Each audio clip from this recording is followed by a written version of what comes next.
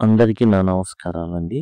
Intermediate first ఇయర్‌కి సంబంధించి text books మారడం జరిగింది.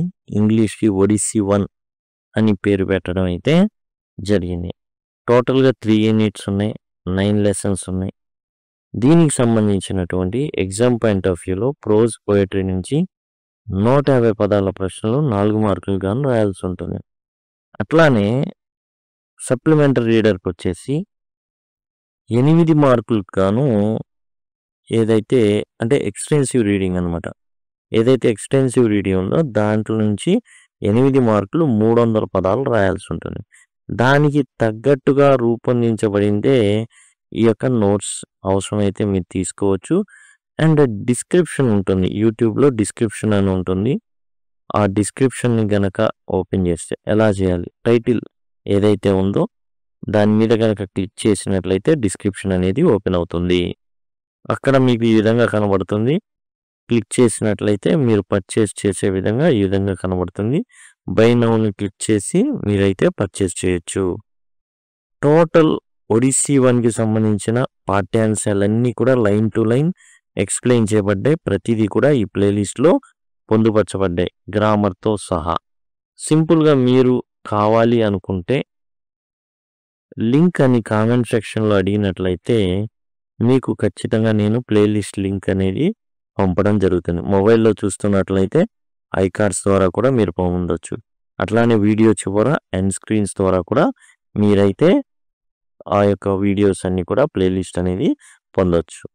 ఇప్పుడు ఈ వీడియోలో వచ్చేసి 'the blind dog' by RK Narayan notes అయితే చూస్తున్నాం.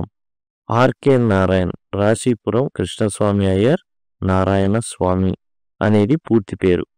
ఫేమస్ ఇండియన్ రైటర్ ఈయన. He was known for his novels in English. ఇంగ్లీష్‌లో నవలలు రాసేవాడు. He gained popularity with his book 'Swami and friends'. 'Swami and friends' అనేటటువంటి పుస్తకం ఈయనకి ఎనలేని ఖ్యాతిని తెచ్చిపెట్టింది. His stories are set in fictional town of Malgudi. Malgudi అనే ప్రాంతంలో దాని చుట్టూరా కథ అనేది అల్లుకుంటా ఉంటుంది. ఎప్పుడు కూడా 'స్వామి అండ్ ఫ్రెండ్స్' కానివ్వండి, ఈయన రాసే రచనలు ఏవైనా కానివ్వండి. ఈ stories often explore themes of tradition, modernity and family life in India. ఏదైతే సాంప్రదాయాలు ఉంటాయో వాటిని డిస్కస్ చేస్తారు. ఆధునిక పోకడల్ని కూడా డిస్కస్ చేయడం జరుగుతుంది ఆయన కథల్లో. కుటుంబ జీవితాన్ని కూడా తెలియజేయడం జరుగుతుంది. Written with humour and simplicity. నవ్వు పుట్టిస్తూ ఉంటుంది. అట్లానే చాలా సింపుల్‌గా లాంగ్వేజ్ ఉంటుంది ఈయన రచనలో.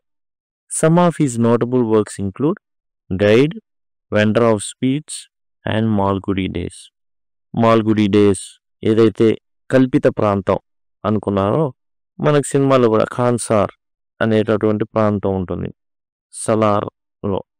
కాబట్టి అట్లా ఈయన రాసే రచనలో కూడా మాల్గుడి అనేటటువంటి కల్పిత ప్రాంతం అనేది ఉంటుంది. 'Vendor of sweets', 'guide'. గైడ్‌నైతే యాజ్ ఇట్ ఈస్‌గా సినిమా అయితే తీయడం అయితే జరిగిందనమాట. ఈయన రాసింది ఆర్‌కే నారాయణ్ గారు. ఇక కథ విషయానికి వచ్చేస్తే ఇది ఏందంటే 300 పదాలండి. Extensive reading.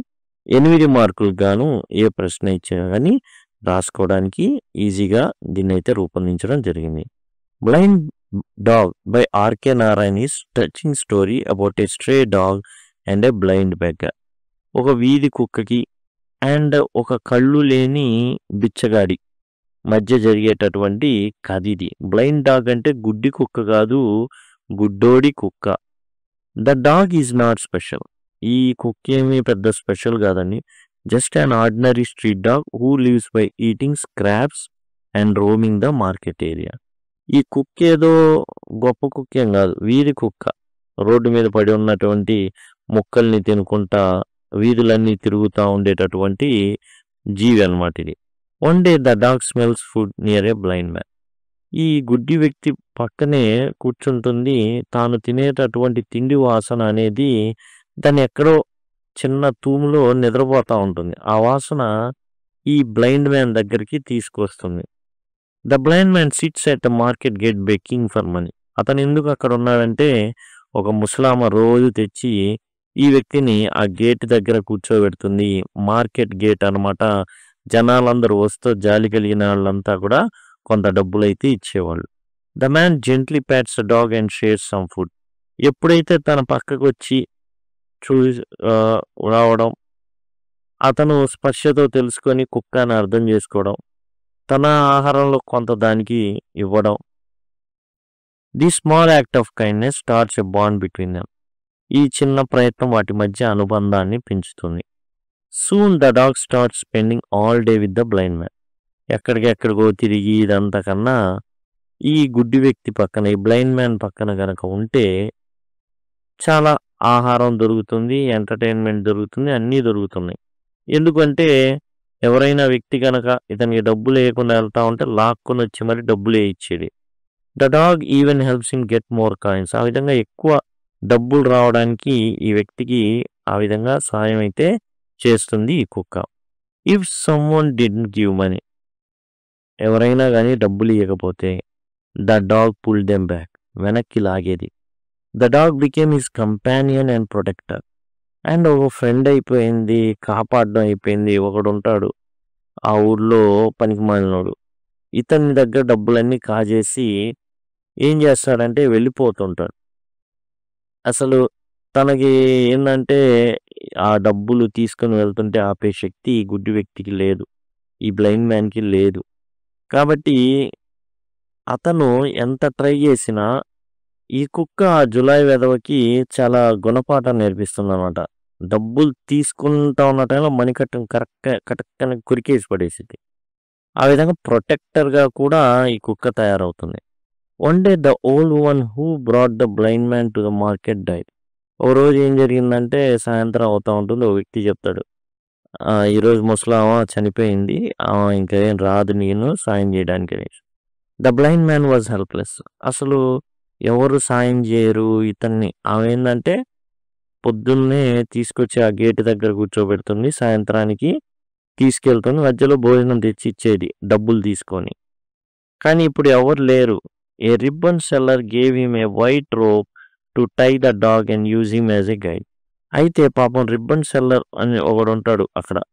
Ribbon seller, novel seller, వీళ్ళు ఉంటారనమాట. రిబ్బన్లు అమ్ముకునేవాడు, నవళ్ళు అమ్ముకునేవాడు, ఇలా ఒక ముగ్గురు వ్యక్తులు ఉంటారు. అందులో రిబ్బన్ సెల్లర్, రిబ్బన్లు అమ్ముకునేవాడు ఏం చేస్తాడంటే ఒక తెల్లటి రిబ్బన్ ఇస్తాడు. అదిగో నీ పక్కనే కుక్క ఉంటుంది కదా, దాన్ని మెడకు కట్టేసావనుకో అది నిన్ను జాగ్రత్తగా నీ ప్లేస్కి తీసుకెళ్తుంది, తీసుకొస్తుంది, మళ్ళీ వచ్చి కూర్చోవచ్చు. ఆ విధంగా ఆ కుక్క నీకు సహాయపడుతుంది, కాబట్టి దాన్ని మెడకు కట్టేసుకో అని సలహా ఇస్తాడు. అలానే చేస్తాడు ఇతను blind man. From then dog lost all his freedom. దాంతో ఆమె చనిపోవడం ఏందో కానీ కుక్క యొక్క స్వేచ్ఛ మొత్తం పోయింది. He had to lead the blind man everywhere all day long with no rest. ప్రతిరోజు ఎప్పుడు కూడా ఈ బ్లైండ్ మ్యాన్ని ప్రతి చోటకి తిప్పడం. అక్కడే కూర్చుంటే వచ్చే డబ్బుల కన్నా చుట్టూ తిరుగుతూ అడుక్కుంటే 3 రెట్లు డబ్బులు ఎక్కువ వస్తున్నాయి. అందుకని కుక్కగా రెస్ట్ ఇవ్వకుండా ఇతను తిరుగుతూ ఉండే పనిలోనే ఉండేవాడు. If he slow down he was beaten. ఈ కుక్క కనుక స్లో అయిందనుకోని కాలుతో ఒక తన్ను తన్నేవాడు. The dog became weak and tired.